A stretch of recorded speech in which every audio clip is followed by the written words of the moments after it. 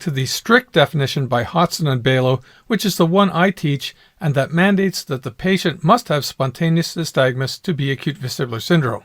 Spontaneous nystagmus is the nystagmus seen with the patient at rest and looking straight ahead, as in this patient. The basic differential diagnosis of these patients is this vestibular neuritis, which is more common, or is this a posterior circulation stroke, which is less common? In fact, Jonathan Edlow said this in his 2019 paper. Any data to back this up? Well, remember that meta-analysis by Tarnutzer of studies reporting the diagnostic accuracy of hints in the acute vestibular syndrome?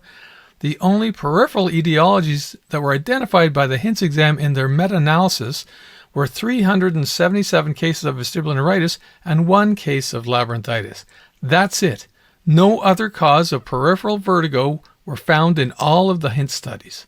So when HINTS is used appropriately in patients with constant dizziness and nystagmus at rest, the only peripheral diagnosis it makes is vestibular neuritis. And it's a very important one to make because, as we said, if you can definitively diagnose vestibular neuritis, you can rule out a stroke. Here's another systemic review and meta-analysis with Tarnutzer as a senior author, this time looking at the diagnostic accuracy of spontaneous nystagmus in the acute vestibular syndrome. They found that 98% of the peripheral causes of acute vestibular syndrome had spontaneous nystagmus. They also found that 96% of the peripheral causes were either vestibular neuritis or labyrinthitis. The spontaneous nystagmus in vestibular neuritis lasted an average of 3 to 4 days.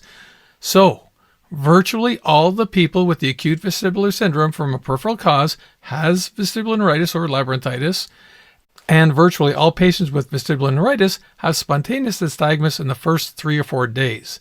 That would seem to have a significant impact on the usefulness of HINTS in patients who don't have nystagmus at rest.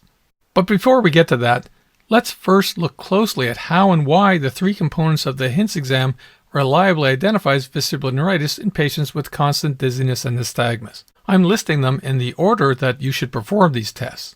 The first 2 components of the HINTS exam look for findings that are only seen in stroke and not in vestibular neuritis.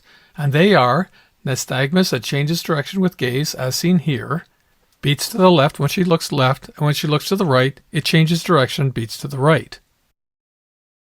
Any patient with constant dizziness and nystagmus that changes direction with gaze is having a central cause for their vertigo, mostly stroke.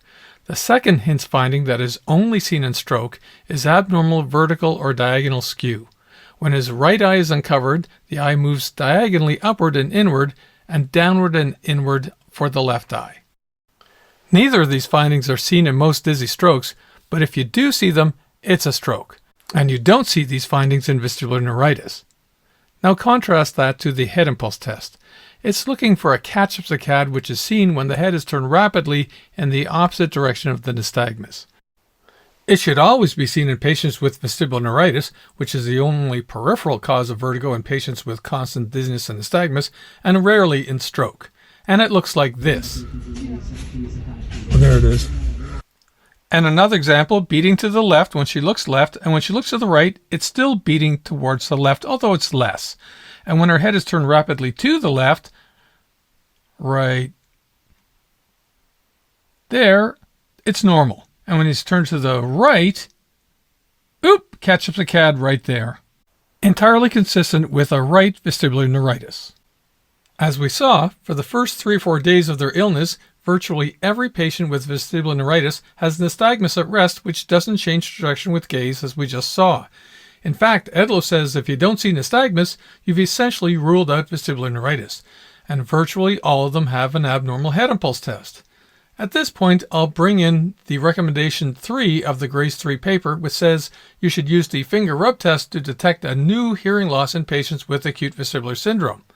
This is the plus part of HINTS Plus, and it's used to pick up an ICA stroke, anterior inferior cerebellar artery stroke, because in this kind of cerebellar stroke, the whole labyrinth is infarcted, which can give you the same HINTS result as in a vestibular neuritis, but the cochlea is also infarcted, so the patient has a new hearing loss. So that's how you can save yourself from missing an ICA stroke, by looking for a new hearing loss in patients with constant vertigo and nystagmus, by adding the bedside test of hearing. Now that we've gone through all of this, we can answer question 2 of how you can use the HINTS exam to safely send home a patient without imaging. They must screen negative for central features. You can't see direction-changing nystagmus or skew deviation, and you must see nystagmus that doesn't change direction with gaze, and an abnormal head impulse test. That's why the head impulse test is the most important part of the HINTS exam. If you don't see an abnormal catch-up saccade when their head is turned rapidly in the opposite direction of the nystagmus, then you can't send them home as vestibular neuritis. This is a very important point, so I'm going to repeat that in the positive form. You must see an abnormal head impulse test if you're going to send somebody home with a diagnosis of vestibular neuritis. And just as discussed, they also shouldn't have a new hearing loss. Now, what